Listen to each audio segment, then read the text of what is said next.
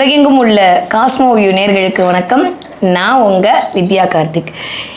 இந்த எபிசோடில் என்ன பார்க்க போகிறோம் அப்படின்னா, தமிழ் புத்தாண்டு ராசி பலன். ஒவ்வொரு ராசிக்காரர்களுக்கும் இந்த புத்தாண்டு எப்படியெல்லாம் இருக்க போகுது, என்ன மாதிரியான விஷயங்கள்லாம் பண்ண போகுது, கிட்டத்தட்ட 4 கிரக பயிற்சி நடக்க போகுதுன்னு சொல்கிறாங்க. அதெல்லாம் எனக்கு பாசிட்டிவாக இருக்குமா நெகட்டிவாக இருக்குமா? ஆல்ரெடி யூடியூப்பை பார்த்து எல்லாரும் தெரிஞ்சிருப்பீங்க. இந்த தமிழ் புத்தாண்டு எனக்கு என்ன வழாம் கொடுக்க போகிறது அப்படின்றத ஒவ்வொரு ராசியாக பார்ப்போம்.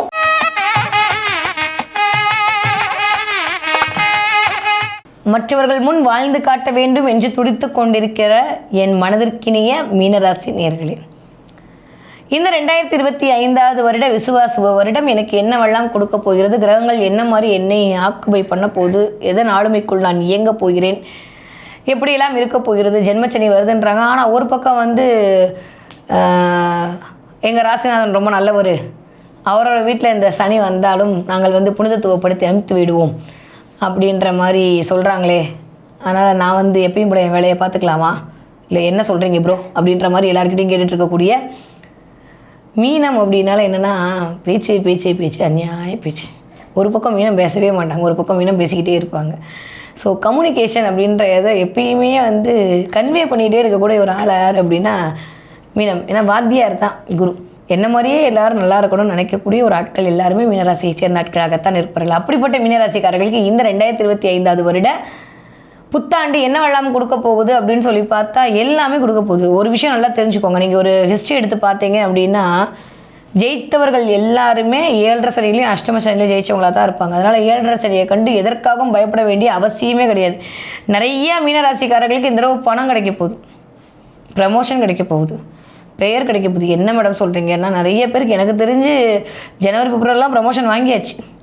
ஏன்னா அப்படியே கிராஸ் பண்ணி சனி வீட்டுக்கு வரும்போதே அதெல்லாம் கொடுத்துட்டு தான் வந்தார். அதனால் நிறைய பேருக்கு ப்ரமோஷன் கிடைப்பதற்கான நிறைய பேருக்கு பணம் அப்படின்ற இடத்துல காசு, பணம், துட்டு, மணி ஏன் ஆரம்பிக்கும் போது சுக்கிரனோட உட்காந்துருக்கோம் நாங்கள். வேறு எதாவது வேணுமா சொல்லுங்கள். 10ஆம் இடம் இயங்க போகுதுங்க. 10ஆம் இடத்து அதிபதியும் 11ஆம் வீட்டு அதிபதியும் சொல்லுவாங்க. அது மாதிரிலாம் சேர்ந்து பல பேரோட கூட்டணி காம்போல இருக்கும். நாங்கள் சும்மாவா? அழகாக இருக்குங்க, அல்டிமேட்டாக இருக்குது லைஃப். நிஜமாகவே இந்த ஒரு வருடம் நீங்கள் எதை குறித்தும் கவலைப்பட்டு கொள்ள வேண்டிய அவசியமே இல்லை. குடும்பம் அப்படின்ற இடத்துல மட்டும் கொஞ்சம் அனுசரித்து போகணும். ஏன்னா 7ஆம் இடத்துக்கு சனியோட பார்வை இருக்குது அப்படின்றனால குடும்பம் அப்படின்ற இடத்த மட்டும் தயவு செஞ்சு அனுசரித்து போகக்கூடிய மீனராசிக்காரர்களுக்கு எல்லாமே நல்லா தான் நடக்க போகுது. கண்டிப்பாக எழுதி வச்சுக்கோங்க. இடம் மாற்றம் அப்படின்றது இருக்குது, ட்ரான்ஸ்ஃபர் அப்படின்றது. இது வரைக்கும் விற்காத வீடு இருந்தால் அது விற்க போகுது. இது வரைக்கும் உங்கள் பேரில் எதுவும் ட்ரான்ஸ்ஃபர் ஆகாமல் இருக்குது அப்படின்னா அதெல்லாம் ட்ரான்ஸ்ஃபர் ஆகுது. மேபி இபி கார்டு கூட உங்கள் பேரில் ட்ரான்ஸ்ஃபர்லாம், ஆதார் கார்டு கூட பேர் மாற்றி வரும்னா பார்த்துக்கங்களேன். அந்த மாதிரி ட்ரான்ஸ்ஃபர் அப்படின்றது கண்டிப்பாக இருக்குது. அது எந்த மூலியமோ நடக்க போகிறது. புதன் வேற உட்காந்துருக்காரு ஆரம்பிக்க போதே. 10க்கு சுக்கிரன் வேற 10ஆம் வீட்டு அதிபதி வேற உட்காந்துருக்கிறார். அப்படியே பார்த்தோன்னா 10க்கு 3க்கு அதிபதி உட்காந்துருக்கும். உங்களுடைய முயற்சிகள் எல்லாம் பிரம்மாண்டமாக இருக்க போகுதுங்க, சூப்பராக இருக்க போகுது. ஆனால் அதை எடுக்கலாமா, இது எடுக்கலாமா, அங்கே போகலாமா, இங்கே போகலாமான்னு தேவையில்லாத ஒரு டைலாமா அப்படியே மண்டையை போட்டு குழப்பணும். பெரிய நிம்மதி என்ன தெரியுமா? தலைக்கு மேலே அந்த ராகுவை போ அப்படின்னு 15ஆம் தேதிக்கு அப்புறம் பற்றி விட போகிறீங்க. ஸோ ஏப்ரல் 15க்கு அப்புறம் அப்பா அடி நிம்மதியாக தூங்க போகிறீங்க. ராகு தலைக்கு மேலே உட்காந்து இந்த பிஸ்னஸ் பண்ணுவோமா, அந்த பிஸ்னஸ் பண்ணுவோமா, உழைக்காமல் பணம் சம்பாதிக்குவோமா, இதில் பணம் போட்டால் வந்துருமா வராதா, எங்கெல்லாம் பலம் போடுறது, அப்படி எதுக்குள்ளெல்லாம் இறக்குறது அப்படின்ற மாதிரி இந்த கேம்பிளிங்குள்ளே உங்களை ஆட்டி படைச்சிட்டு இருந்த ராகு இப்போ இறங்கி என்ன பண்ண போகிறாரு? 12ஆம் இடத்திற்கு போக போகிறார். அப்போ இன்னுமே கேர்ஃபுல்லாக இருக்கணும். கண்டிப்பாக எப்படிப்பட்ட மீனராசிக்காரர்களாக இருந்தாலும் என் வழியில் விழாமல் விடமாட்டேன் அப்படின்னு கங்கணம் கட்டிகிட்டு இருக்காரு ராகு. அதனால் கேர்ஃபுல்லாக இருங்க. 12ஆம் இடம் விரயம் அப்படின்ற இடத்துல ராகு உட்காருதல் அப்படின்றது கொஞ்சம் செலவுகளை அதிகரித்து ஏதோ ஒரு விரயத்தில் மாட்ட வச்சுருவார். ஓகே. 10க்கு கொஞ்சம் 2, 3, 7, 4, 5 மாதத்துக்கு அப்புறம் சனி வேறு வக்ரமாகி அங்கே வேறு உட்காருவார்.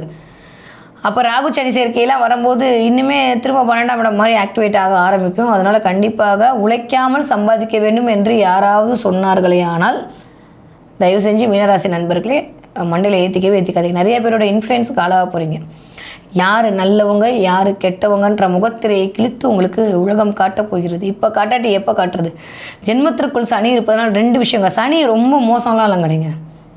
சனி ஆயுள்காரகன், சனி ஞானக்காரகன், சனி என்ன கொஞ்சம் அடித்து பாடம் சொல்லிக் கொடுப்பார், அவ்வளோதான். நல்ல டீச்சர். ஆனால் கொஞ்சம் அடிச்சு சொல்லிக் கொடுப்பாரு. அப்படி தான் நம்ம அடங்குவோம். கண்ணா பொண்ணான்னு சொன்னால் நம்ம கேட்போமா? அடித்தா தான் நம்ம கேட்போம். அதனால் வந்து அவர் கொஞ்சம் அடியை கொஞ்சம் வேறு மாதிரி அடியாக கொடுத்து நம்மளுக்கு வந்து வாழ்வியலுடைய அர்த்தங்களை புரிய வைக்க காத்துரு. ஏற்கனவே வந்து ஃபிலாசபி பேசக்கூடிய ஆட்கள் எல்லாமே மீனராசிக்காரங்க தான். என் மீனராசிக்காரங்கிட்ட போய் உட்காந்து 10 நிமிஷம் உட்காந்தா நம்மளே மதம் மாற்றிடுவாங்க. அந்தளவுக்கு ஃபிலாசபி பேசக்கூடிய ஆட்களாக இருப்பார்கள். அப்படிப்பட்ட மயக்கிற பேச்சு பேசக்கூடிய மீனராசிக்காரர்கள்ட்ட போயிட்டு இந்த தடவை இருக்கிற பிளானட்லாம் உட்காந்து என்ன பண்ண போகுது அப்படின்னா, சனி உட்காந்து என்ன பண்ண போகிறோன்னா, நியாயம், நேர்மை, நீதி இதெல்லாம் காரகத்துவம் யாருன்னா சனி தான். சனி தான் நீதிமான், சனி தான் ஜஸ்டிஃபிகேஷன். இப்போ மீனராசிக்காரங்க நிறைய பேர் இந்த தடவை நீங்கள் பண்ண விஷயத்துக்கான ஜஸ்டிஃபிகேஷன் கொடுக்க போகிறீங்க எல்லாருக்கும். நிறைய பேருக்கு வந்து சொத்து குவிதல் அப்படின்றது நடக்க போகுது. பணம் அப்படின்ற இடத்துல ஒரு நல்ல விஷயம், கடன் அடைய போகுதுங்க. இது வரைக்கும் விரயத்திலேருந்து நிறைய கடனை ஏற்றி விட்டு, கிரெடிட் கார்டு கடனை ஏற்றி விட்டு, அதை ஏற்றி விட்டு, இதை ஏற்றி விட்டு உட்காந்துருந்த சனி இனிமேல் சேமிப்போம், சேமிப்பை உயர்த்துவோம் அப்படின்ற மாதிரிலாம் வந்து உங்களை கொண்டு போய் சிந்தனையில் தூண்ட போகிறாரு. நிஜமாகவே உங்ககிட்ட ஒரு வேலை இருந்தால் மட்டுமே இருக்கிற வேலைக்கு வந்து பேப்பர் போடுங்க, இல்லை அப்படின்னா அது கொஞ்சம் கஷ்டம். ஸோ இந்த தடவை சனி அமர்ந்து சுயதொழிலை தொடங்க விட்டுருவார். அதில் எந்த மாற்றக்கும் இந்த 3 வருஷத்துக்குள்ளே கண்டிப்பாக நீங்கள் ஒரு சுயதொழிலுக்குள்ளேயோ இல்லை எக்ஸ்ட்ரா இன்கம் வர மாதிரியான வேலை, இல்லை உங்கள் ஒய்ஃபுக்கோ எக்ஸ்ட்ரா இன்கம் கூட 7ஆம் இடம்னாலே அதுதானே. ஸோ சொசைட்டி மூலமாகவோ ஒய்ஃப் மூலமாகவோ இல்லை உங்கள் பார்ட்னர் மூலமாக உங்களுக்கு எக்ஸ்ட்ரா இன்கம் வருவதற்கான வாய்ப்புகள் எல்லாம் ரெடியாக தான் இருக்குது. இருந்தாலுமே உங்ககிட்ட வேலை இருக்குது அப்படின்னா மட்டும் பேப்பர் போடுங்க. இல்லாட்டி தயவு செஞ்சு அவசரப்பட்டு வேலையில் ஏதாவது ஒரு பேச்சு சொல்லி அதன் மூலமாக சில நிம்மதி இழப்புகளை அடையக்கூடிய நேரமாக இருக்குது. அதில் மட்டும் கவனமாக இருந்து கொள்ளுங்கள். குரு போய் நாளில் உட்காந்துருக்கார், ராசிநாதன் நாளில் உட்கார்றது கரெக்ட் அப்படின்னா ரொம்ப நல்ல விஷயம். ராசிநாதன் 5க்கு வர போகிறார். அதுக்கப்புறம் எனக்கு தெரிஞ்சு அக்டோபர், நவம்பர், டிசம்பர்லாம் பயங்கரமாக மீனராசிக்காரங்க காட்டில் மழை தான் நான் சொல்லுவேன். வராத பணம்லாம் வரப்போகுது. ஏன்னா 5ஆம் இடத்துல வந்து ராசிநாதல் அமர்தல் அப்படின்றதே வேறு என்ன வேணும் சொல்லுங்கள்? இட்ஸ் பிளஸ்டு, அவ்வளோதான். என் பாஷையில் சொல்லணும்னா வேறு ஒன்றுமே இல்லை. கொடுத்து வைக்கப்பட்டவர்கள் அவர்களுக்கு தான் 5ஆம் இடத்துல வந்து ராசிநாதன் வந்து அமர்வார். 5ல் ராசிநாதன் அமர்தல் இல்லை 5ஆம் இடத்துக்கு வந்து ராசிநாதனுடைய பார்வை கிடைத்தல், இதெல்லாம் வந்து என்ன 5ஆம் இடம்னே நான் சொன்ன மாதிரி இறையருள் பூர்வ புண்ணியமே இயங்க போகுது. பணம்பரஸ்தானமே 5ஆம் இடம் தான். நிறைய பெயர், புகழ், அந்தஸ்து, கௌரவம், சொத்து, சேர்க்கை, காதல், அடுத்த குழந்தை, பொன் பிள்ளைங்க, இறையருள், இஷ்ட தெய்வம், என்னென்ன சொல்லிகிட்டே போகலாம். அதெல்லாம் 5ஆம் இடம் தான். இந்த 5ஆம் இடத்துல வந்து குரு வந்து அடுத்து அப்படியே அழகாக என்ன பண்ண போகிறாரு, அக்டோபர், நவம்பர், டிசம்பர்லாம் வந்து உட்கார போகிறார். ட்ரையல் காட்ட போகிறாரு. அடுத்த வருஷம் நான் எப்படி இருப்பேன் பார்த்து அப்படின்ற மாதிரி குட்டி ஷார்ட்டுனா ட்ரையல் இல்லை ட்ரீசர் காட்ட போகிறாரு. அப்புறம் மெயின் பிக்சர் பார்த்தீங்கன்னா 2027 சூப்பராக இருக்க போகுது. கவலையே பட வேண்டாம். எனக்கு தெரிஞ்சு மீனராசிக்காரங்களுக்கு இந்த தடவை 7.5 சனி மாதிரியே இல்லைங்க. அப்படியே என்னமோ 7 சனியா அப்படியா அப்படின்னு கேட்டு போகிற மாதிரி தான் இருக்குது. அப்படிலாம் இல்லை மேடம்லாம் கமெண்ட்டில் போடாதீங்க. நிஜமாகவே அப்படி தான் இருக்குது. உங்களோட நேச்சுரல் ஹாரோஸ்கோப் கொஞ்சம் முன்ன பின்ன இருந்தால் மட்டும்தான் வந்து ரொம்ப மோசமான விளைவுகளை கொடுத்துருக்கார தவிர, எனக்கு தெரிஞ்சு நிறைய மீனராசிக்காரங்க நிறைய பேர் வீடு கட்டிட்டாங்க, நிறைய பேருக்கு ப்ரமோஷன் கிடச்சி, நிறைய பேர் கல்யாணம் ஆயிடுச்சு, நிறைய பேர் குழந்தை பிறந்துருச்சு, எல்லா சுபத்துவமும் நடந்துருச்சு, எல்லா சுபவிரயமாக தான் நடந்துச்சு. என்ன தான் சனி 11லேயே அமர்ந்திருந்தாலுமே நிஜமாகவே வந்து ரொம்ப மோசமான அது இந்த தடவை இன்னுமே நல்ல விஷயத்தை கிரியேட் பண்ண போகிறாரு. அடுத்த வருஷம் இன்னுமே நல்லா இருக்க போகுது. ஏன்னா ராசிநாதன் 5க்கு வந்துடுவார். அதோட ட்ரையலை வந்து இப்போ ஆகஸ்ட்லேயே காட்டிடுவார். அக்டோபர், நவம்பர், டிசம்பர்லாம் சூப்பராக இருக்க போகுது. அப்போ தான் ஒரு வேலைக்கு மாறலாமா, இடமாற்றம் பண்ணலாமா அப்படின்னு சிந்தனை வந்து அப்படி ஓடப்போகுது. அதனால் அதெல்லாம் பார்த்துக்கோங்க. மற்றபடி நவம்பர், டிசம்பரில் மட்டும் கொஞ்சம் ஹெல்த்தை பார்த்துக்கோங்க. மென்டலி கொஞ்சம் ஸ்ட்ராங்காக வேண்டிய டைமாக நவம்பர், டிசம்பர் மாதம் இருக்குது. ஏன்னா ராசிநாதன் கொஞ்சம் வக்ரமாவார். ராசிநாதன் வக்ரமானாலே நான் சொல்லியிருக்கேன்ல ஆல்ரெடி. இப்போமே மீனராசிக்காரர்கள் நவம்பர், டிசம்பரில் மட்டும் கொஞ்சம் கவனமாக இருந்து கொள்ள வேண்டும். உங்களுடைய குலதெய்வத்துடைய ஆகச்சிறந்த அருள் அப்படின்றது உங்களுக்கு குலதெய்வத்தை பிடிச்சிக்கோங்க. அனுமன் வழிபாடு பண்ணுங்க. தினம் ஆதித்ய ஹிருதயம் படிங்க, அனுமன் சாலிசா படிங்க. உங்களுக்கு தெரியாத நான் சொல்ல போகிறேன். நிறைய சித்தர்களுடைய வழிபாடு செய்யக்கூடிய மீனராசிக்காரர்களுக்கு நீங்கள் தொட்டதெல்லாம் தொடங்கக்கூடிய காலமாக இருக்குது. 7.5 சனிலாம் ஒன்றுமே பண்ண போகிறதில்ல. எல்லாமே உங்களுக்கு அபரிவிதமான அட்டகாசமான வளர்ச்சியைத்தான் கொண்டு வந்து சேர்க்க போகுது. உடல்நிலையில் மட்டும் கொஞ்சம் வச்சுக்கோங்க. பல்லு சம்மந்தப்பட்ட இடத்துல, கண்ணு சம்மந்தப்பட்ட இடத்துல கவனமாக இருங்கள். ஏன்னா 2ஆம் வீட்டு அதிபதி போய் ஆரம்பிக்கும் போதே நீச்சமாக இருக்கார். 10க்கு சூரியன் உச்சமாக இருக்கார். இதெல்லாம் கழிச்சு பார்க்கும்போது கண்ணு அப்படின்ற இடத்துல ப்ராப்ளம் வரும், பல்லு அப்படின்ற இடத்துல ப்ராப்ளம் வரும். அதை மட்டும் கொஞ்சம் பார்த்துக்கோங்க. அதுக்கான முறையான வைத்தியங்கள் கிடைக்கும் போது அதை பயன்படுத்திக்கோங்க. நான் வந்து கண்ணாடிலாம் போட மாட்டேன் அப்படின்லாம் சொல்லிட்டு ஃபிலிம் கட்டாதீங்க. ஏன்னா கண்ணாடி போட்டால் கரெக்டானா அதையும் போட்டுக்கோங்க.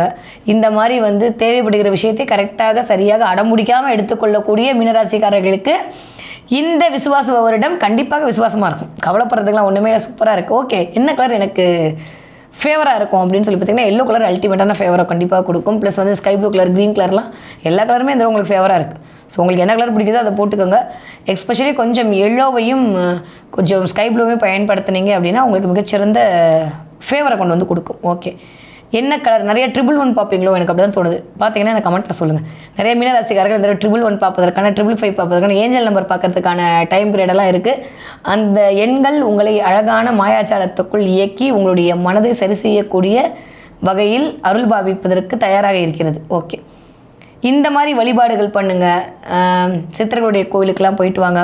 எஸ்பெஷலி பழனிமலை முருகனை பிடிச்சிக்கோங்க. இல்லை மலை மேலே இருக்கக்கூடிய திருத்தணி முருகனை போய் பார்த்துட்டு வாங்க.